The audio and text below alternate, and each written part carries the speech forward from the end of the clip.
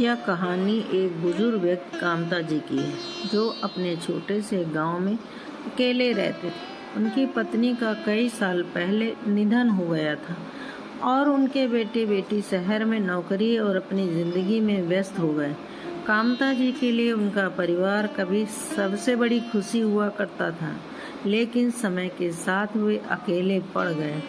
हर सुबह कामता जी अपनी पुरानी लकड़ी की कुर्सी पर बैठते और आसमान को निहारते।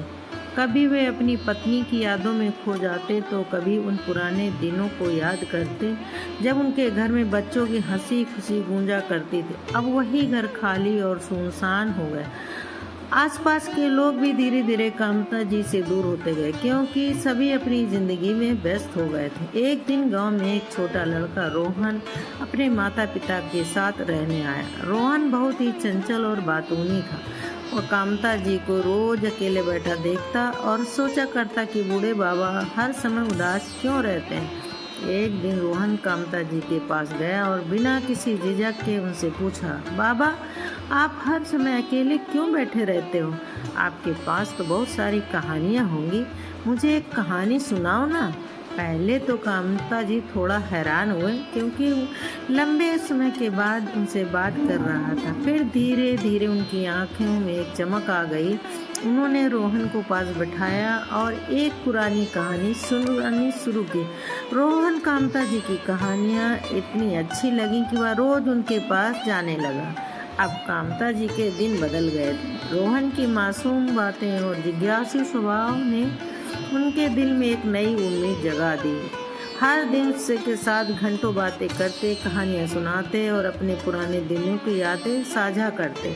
रोहन के आने से कामता जी का अकेलापन धीरे धीरे कम हो गया।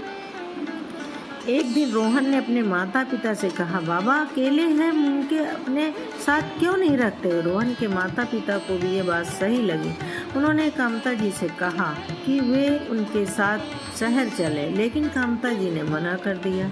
उन्होंने कहा, मेरा दिल इस गांव में है, लेकिन अब मैं अकेला नहीं हूँ, क्योंकि रोहन ने मुझे वह खुशी दी है जो मैंने सालों से खो दी थी।